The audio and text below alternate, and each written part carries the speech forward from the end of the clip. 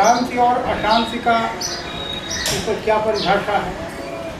शांति माने डमाडोल, अस्थिरता। अशांति माने डमाडोल, अस्थिरता। धरती में भूकंप आया है, क्या है? धरती अशांत। हवा में तूफान आया हुआ है, चक्रवात है, तो हवा वायु अशांत है। समुद्र में उत्ताल तरंग उठ रही है, तूफान आ गया तो समुद्र अशांत है। ज़्यादा तप रहा है सूर्य, अंतरिक्ष ज़्यादा तप रहा है, अशांत है। झंझावात चल रहा है, पेड़ डोल रहे हैं, अशांत है। हमारा जीवन भी अगर इसी तरह से अगर आंदोलित हो रहा है तो क्या है? जीवन में अशांति है। ना चित्त स्थिर है, ना मन स्थिर है, ना आत्मा स्थिर है। इसी का नाम है अशांति। अशांति का मुख्य कारण होता है काम, क्रोध, लोभ, मद और मोह। ये 5 चीजें जब अधिक मात्रा में हो जाती है मनुष्य के अंदर, कामेश, क्रोधेश, रजोगुण समुद्भवा। भगवान श्री कृष्ण महाराज से अर्जुन ने पूछा, अथ केन प्रयुक्तेन पापम चरति पुरुषः। कौन है जिसके द्वारा प्रेरित होकर मनुष्य पाप करता है और पाप कर्म करने के कारण अशांत रहता है? तो भगवान श्री कृष्ण महाराज को भगवान तो उन्होंने सीधा उत्तर नहीं दिया कि किसके द्वारा। देखो उन्होंने क्या कहा, कामेश क्रोधेश रजोगुण समुद्भवा। यह जो मनुष्य के अंदर काम है और क्रोध है, ये रजोगुण से उत्पन्न होते हैं। तो यही महापापात्मा है, यही पाप कराते हैं और इन्हीं के कारण अशांत रहता है। यही सबसे बड़े बैरी हैं हमारे। काम शक्ति नहीं होगी तो प्रजा नहीं उत्पन्न होगी, संतान नहीं उत्पन्न होगी, इसलिए उसका होना जरूरी है। परंतु उसका जब अतिशय उपभोग करेंगे, अतिचार करेंगे तो वही व्यभिचार कहा जाएगा। मोह आवश्यक है, मोह आवश्यक नहीं होगा, आसक्ति नहीं होगी तो माँ अपने बच्चे का पालन क्यों करेगी? शक्ति पेशाब क्यों खाएगी? चिड़िया भी अपने बच्चे के मुँह में चारा क्यों डालेगी? गाय अपने बच्चे को दूध क्यों पिलाएगी? ये ईश्वरीय आसक्ति बनाती है। परंतु वही मोह जब अधिक हो जाएगा तो दुख का कारण बन जाएगा। लोभ नहीं होगा तो मनुष्य धन नहीं कमाएगा, परंतु वही लोभ जब अधिक हो जाएगा तो चोरी करेगा, डकैती करेगा, ठगी करेगा, बटमारी करेगा, गबन करेगा। क्या हुआ? सब बढ़ गया। अपनी सीमा में काम, क्रोध, लोभ, मोह इत्यादि ये रहेंगे तो गुण है। परंतु जब ये असीम सीमा को पार कर जाएंगे तो या दुर्गुण हो जाएंगे, अशांत का कारण बन जाएगा। सारा उपदेश देते देते श्रीमद् भगवद गीता के 2 अध्याय में जीवात्मा के आवागमन की शिक्षा पर दिया होता है। जीव क्या है, कैसे आता है, कैसे जाता है, इसका आना जाना स्वाभाविक है। 3 अध्याय में उन्होंने कर्म की शिक्षा दी। 4 अध्याय में अध्यात्म की शिक्षा दी। अध्यात्म क्या है? फिर 5वें अध्याय में अधिभूत की शिक्षा दिया। 6वें अध्याय में अधियज्ञ की व्याख्या की। 7वें में जब 8वें बताई, पहला क्या? ब्रह्म। 2 अध्याय में ब्रह्म का निरूपण हुआ। 3 में कर्म का हुआ, फिर अध्यात्म का हुआ, फिर अधियज्ञ का हुआ, अधिभूत का हुआ। ये क्या चीज है? देखो बड़ी सुंदर बात। किम तद ब्रह्म? अर्जुन पूछ रहे, महाराज जिस ब्रह्म की आपने शिक्षा दी, ब्रह्म क्या है? किमध्यात्मम, जो अध्यात्म शिक्षाएं आपने दी गीता के चौथे अध्याय में, अध्यात्म क्या चीज है? किं कर्म पुरुषोत्तम, पांचवें अध्याय में कर्म की शिक्षा दी। तो उन्होंने कहा महाराज कर्म क्या है? अधिभूतम किम भावम, अधिभूत क्या चीज है? किम भावम अध्यक्षरम, अधियज्ञ क्या है? भगवान ने सीधा उत्तर बड़ा बढ़िया दिया, अक्षरम परमम ब्रह्म। अर्जुन, जिसका कभी नाश नहीं होता और जो सबसे महान है, सबसे महान है, जिससे महान, जहाँ महानता का अंत हो जाए, उसी का नाम है ब्रह्म। जो सबसे महान है, जिसका कभी अंत नहीं होता, जिसका कभी क्षरण नहीं होता, जिसका कभी नाश नहीं होता, अक्षरम ब्रह्म परमम। अब आदे स्वभावो अध्यात्म उच्यते, स्वाभाविक व्यक्ति जो मनुष्य के अंदर परमात्मा के प्रति पैदा होती है, जिसके द्वारा जीवात्मा अपने पर अधिकार कर लेता है, उस विद्या का नाम है अध्यात्म। अध्यात्म का डिफिनेशन सुन लीजिए, जिस विद्या के द्वारा अपनी आत्मा पर अपना पूरा अधिकार हो जाए और परमात्मा का पूरा ज्ञान हो जाए, उस विद्या का नाम है अध्यात्मम। किं कर्म पुरुषोत्तम, कर्म किसे कहते हैं? जिसके द्वारा किसी नई चीज का निर्माण होता है, उसे कर्म कहते हैं। चावल से भोजन, भात बन जाता है, रोटी बन जाती है आटे से। आटे से रोटी का निर्माण हो गया तो रोटी बनाना क्या है? कर्म है। ईंट से मकान का निर्माण हो गया तो मकान बनाना क्या है? कर्म है। इस प्रकार किसी चीज को जब हम करते हैं, उस करने का नाम कर्म है। भूत भावोद भय करो विसर्गो कर्म संज्ञका, कितनी बढ़िया व्याख्या है। भूत भावोद भव करो, परमात्मा की बनाई हुई प्रकृति से लेकर जब हम किसी दूसरी चीज का निर्माण करते हैं, तो उसी का नाम है कर्म। मनुष्य स्वयं कोई चीज बना नहीं सकता। इस श्लोक में बहुत मर्म है। मनुष्य हवा नहीं बना सकता, आकाश नहीं बना सकता, अग्नि नहीं बना सकता, वायु नहीं बना सकता, पानी नहीं बना सकता, पृथ्वी नहीं बना सकता, एक भी दाना अन्न का, फल फूल का नहीं बना सकता, एक चीटी भी नहीं बना सकता, एक बाल भी नहीं बना सकता। विज्ञान क्या दम भागेगा? विज्ञान क्या है? एक बाल बनाकर दिखाए कि बाल काटते रहो वर्षा रहेगा। एक पत्ता कोई बनाकर दिखाए, कोई वैज्ञानिक बना सकता है। अन्न का एक दाना बना सकता है, एक भुनगा बना लेगा आदमी? नहीं। 1-2 ग्राम मिट्टी बना सकता है? नहीं। सूखी लकड़ी है या हरी या मनुष्य बना सकता है? नहीं। इस चीज को आदमी नहीं बना सकता, इसलिए भगवान ने कहा भूत भाव करो। जो सृष्टि परमात्मा ने पैदा की है, उस सृष्टि के पदार्थ को लेकर जब हम किसी चीज का निर्माण करते हैं, उसका नाम है कर्म। इस लकड़ी से हम फर्नीचर बनाएंगे। ईश्वर की विशेषता क्या है? किसी चीज को, हर चीज को भीतर भीतर बनाता है। मनुष्य की विशेषता क्या है? किसी चीज को जोड़ के बनाएगा, तब लकड़ी को जोड़ी जाएगी। छोटा सा बीज है, बीज से अंकुर निकलेगा, अंकुर से विराट वृक्ष बन जाएगा। दोनों अंदर से बन रहा है कि बाहर से? सैकड़ों वर्ष तक उसी छोटे से बीज से असंख्य पत्ते, असंख्य फल, असंख्य फूल, असंख्य बीज होते चले जाएंगे। बात है, छोटा सा बच्चा पानी के बूंद में, पानी के बूंद के रूप में माँ के गर्भ में आया। वो पानी का बूंद माँ के पेट में क्या बन गया भाई?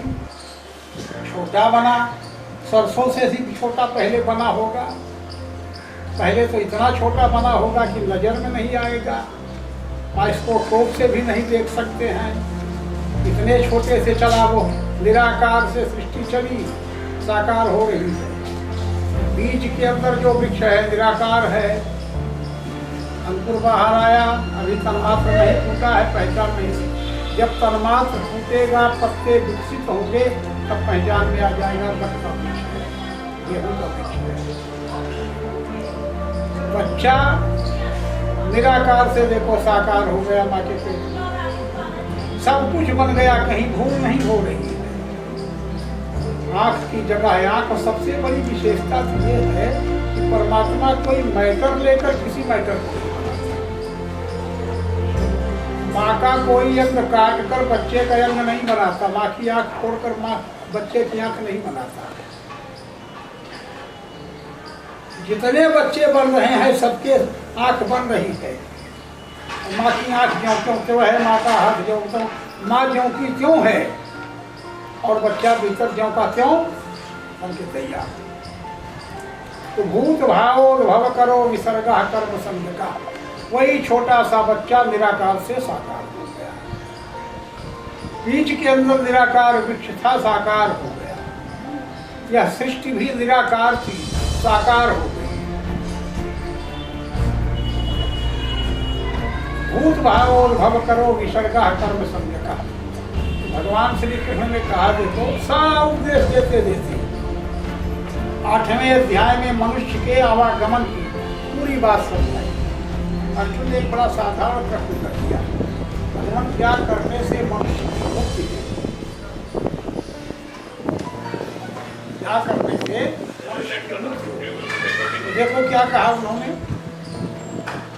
ओमित्येकाक्षरं ब्रह्म व्याहारं मामनुस्मरन्। ओमित्येकाक्षरं, जो एक ही है, दो नहीं है, और अक्षर है, कभी नाश नहीं होता जिसका, वह उस परमात्मा का नाम है ओम। ओम इति एकाक्षरम, एकाक्षरम अकेला है, एक ही है और अक्षर है। अक्षर माने सब लिखने वाला नहीं, अक्षर माने जिसका नाश ना हो, क्षरण ना हो। अक्षर माने होता है कर्ता। तो जो एक ही है, अक्षर है, ओम नाम है उस परमात्मा का। उसका स्मरण जो महाव्याहृतियों के साथ करता है। महाव्याहृति क्या है? ओम भूर्भुवः स्वः। व्याहृति किसे कहते हैं? व्याहृति कहते हैं विस्तार को, क्षेत्र को, क्षमता को। इस लोटा की व्याहृति क्या है? किसके अंदर 1 लीटर जल आएगा। इस मकान की व्याहृति क्या है? कितना बनाई इतना इसका है, इसके अंदर इतना सामान आ सकता है। तो परमात्मा की व्याहृति क्या है? भू, भू से प्राणा, प्राणों का प्राण है। भुआ दुख विनाशक, भूरिषि अपाना, स्वरिषि ज्ञाना, और सुख स्वरूप है, सकल दुखों का हरने वाला है। परमात्मा की व्याहृति है, परमात्मा की ये क्षमता है, उसका ये विस्तार है। उसके अंदर इतनी चीज है कि प्राण भर देता है और दुख दूर करता है और सुख प्रदान करता है। अब इसी के अंदर सारा ब्रह्मांड है। तो जो व्याहृतियों के सहित ओम नाम का स्मरण करता है, ओमित्येकाक्षरं ब्रह्म व्याहारं मामनुस्मरन्, माम स्मरन्, मुझे भी याद रखना। जिस गुरु ने शिष्य को पढ़ाया, जिसने ज्ञान दिया, तो लोग कहते हैं गुरु बड़ा होता है। भगवान कृष्ण ने कहा कि तो यह प्रयास, प्रयास माने होता है जाना। यह प्रयास त्यजत देहम, बंगाल में स्वर्गीय को क्या लिखते हैं? प्रयास संस्कृत का शब्द है प्रयास। प्रयास माने स्वर्गीय, जीता हुआ।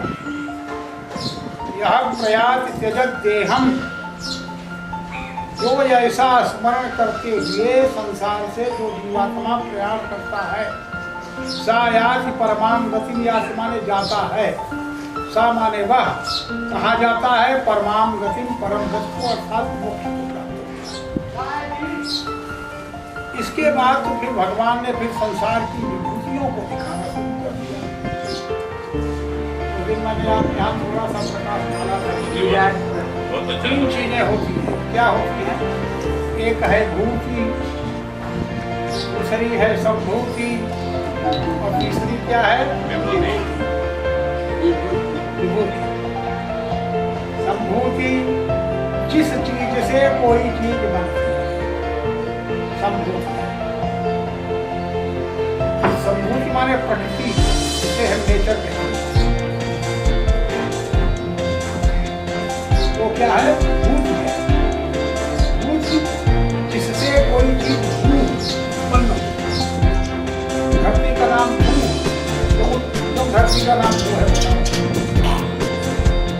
जितना कुछ पदार्थ है संसार में, सोच साफ प्रोडक्शन धरती से है। सोना, चांदी, लोहा, तांबा, पीतल, मार्बल, पत्थर, खड़िया, अन्न, फल, वृक्ष, वनस्पतियां, औषधियां, सब कुछ जो कुछ संसार में धन है वो सब धरती से। धरती को छोड़कर धरती में कहाँ से आता है? आकाश से जल से आता। ये बड़े बढ़िया गीता की कथा होनी चाहिए। भगवान ने से अर्जुन ने पूछा, महाराज ये प्राणी संसार कैसे पैदा होता है? भगवान ने बड़ा अच्छा उपनिषद इससे और थोड़ी गीता श्रीमद् भगवत गीता आप पढ़िए, प्रत्येक अध्याय में लिखा हुआ है। इस श्री उपनिषद विद्यायाम योग शास्त्रे विषाद योगो नाम प्रथमोऽध्यायः, कर्म योगो नाम द्वितीयोऽध्यायः। उपनिषद विद्यायाम, तो गीता का क्या है? उपनिषद की विद्या है। वहाँ प्रश्न करते हैं संसार कैसे उत्पन्न हुआ, प्राणी कैसे उत्पन्न होते हैं। भगवान ने कहा अन्नाद भवन्ति भूतानि, अर्जुन अन्न से सब पैदा होते हैं। अच्छा, कल मैंने घर में बतलाया था इस चीज आपको मतलब नहीं बताया था, किसी दूसरे को बताया था।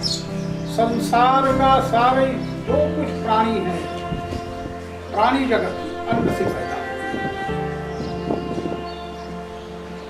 अन्न खाते हैं, शरीर में वीर्य बनता है, वीर्य को फिर मां धारण करती है, उसी से सकल प्राणियों के बच्चे होते हैं। मीठे कीड़े मकोड़े, मछली, हाथी, मनुष्य सब। अन्न में कहाँ से आया जीवात्मा? अब यहाँ से चलिए, माँ के गर्भ में पिता के शरीर से आया। बीज के अंदर बैठकर जीवात्मा आया। बीज के अंदर वृक्ष है, बीज स्वयं वृक्ष नहीं है, इस बात को ध्यान रखिए। बीज स्वयं में वृक्ष नहीं है, बीज के अंदर वृक्ष सुरक्षित रखा गया है। कभी चना जब उग जाए तो देखो, चने का चना नीचे रह जाता है, फिर ऊपर रह जाता है। चना, जामुन, आम, बीज नीचे रह गया, वृक्ष ऊपर चला गया, दोनों दाल नीचे रह गया। सुरक्षित रखने का स्थान है। वो पिता के शरीर में रखा था। पिता के शरीर में कहाँ से आया? अन्न से आया। अन्न में कहाँ से आया? जल से आया।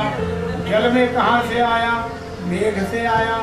मेघ में कहाँ से आया? ध्यान से सुनो, बेशंत, मरीच लोक से आया। यहाँ बेशंत, बेशंत माने पानी के अणु।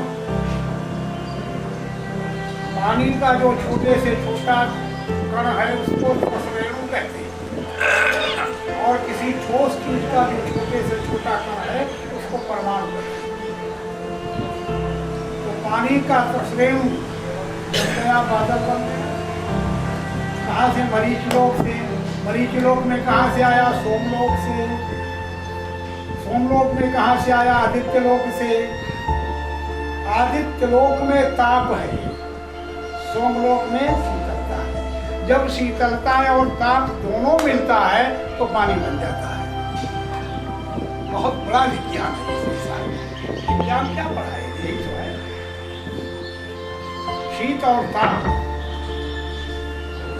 बादल जमा हुआ है, ठंडा है, और बादल में जब बिजली पैदा होगी कड़कड़ा कर उसको ताप भरेगी, हारेगी तो पानी होगा, बरसेगा।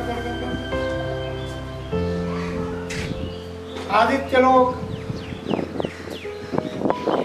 इतने ऊंचाई तक चलता है, वहां से चलता है जीवात्मा। और आते आते कहाँ तक आए तो भगवान श्री कृष्ण ने तो जैसा पात्र है वैसे ही तो समझाना पड़ेगा। अर्जुन को देखा कि तो इतना मोह है कि तो जीवन और मृत्यु की माया को सोच करके विषादग्रस्त हो गया। अब इसको इतनी गहराई से समझाएंगे तो समझ नहीं आ सकता। इसलिए वहीं से शुरू कर दिया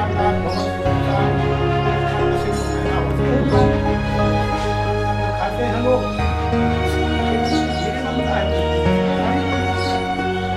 तो फिर और जब संभवा अन्न कहाँ से पैदा होता है महाराज जी?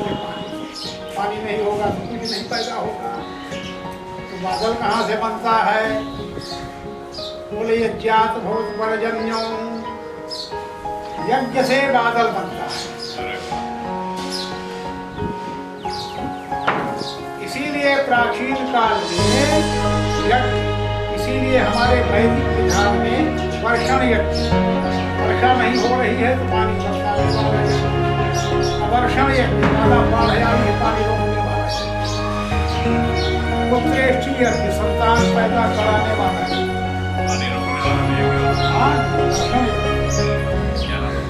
वर्षण यज्ञ 3-4 वर्षण यज्ञ तो मैंने करवाया और पानी बरसा, यही वर्षा सकता है। 7 दिन की यज्ञ में बरस, लेकिन उसकी संज्ञा खैर की संज्ञा,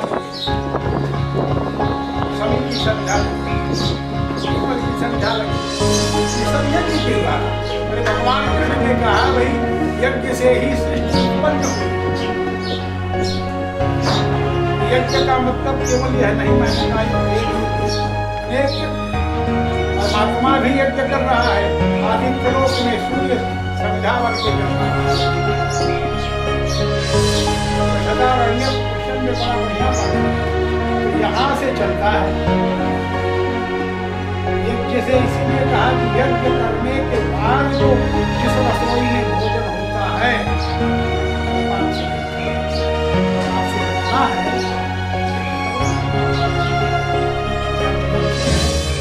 यज्ञ शिष्टासना संतमुच्यन्ते सर्व किल विषयी। हे अर्जुन, यज्ञ शेष भोजन करने के बाद किलविष माने होता है दोष पाप, सारा पाप और सारा किलविष हो जाता है। और जिस घर में यज्ञ नहीं होता ये तुचंत पापात्म कारणात्, तो समझो पापों को बनाने का कारण है। और एक कहा है इसी क्रम में अन्नादि भूमि भूतानि पर्जन्यादन्न संभवः यज्ञात भूत पर्जन्यो यज्ञा कर्म समुद्भवः। यज्ञ कहाँ से पैदा होता है? कर्म के द्वारा। तो कर्म कहाँ से पैदा हुआ? कर्म ब्रह्मोद्भवं विद्धि। कर्म की उत्पत्ति वेद से हुई, अर्थात वेद ने बताया कि हमको क्या कर्म करना चाहिए। तो वेद कहाँ से पैदा हुआ? ब्रह्माक्षर समुद्भवः। वेद जो है ब्रह्म से पैदा हुआ, ब्रह्म वाक्य सत्य को धारण करें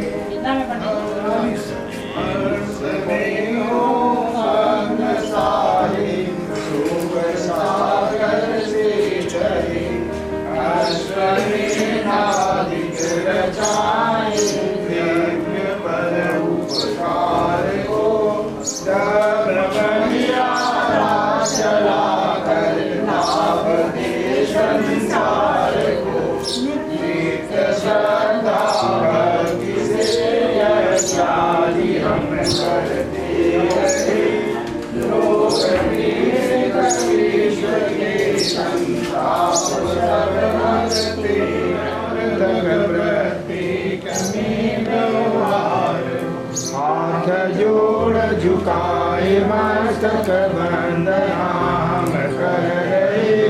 नाथ करुणा रूप करुणा आपकी सब पर रही।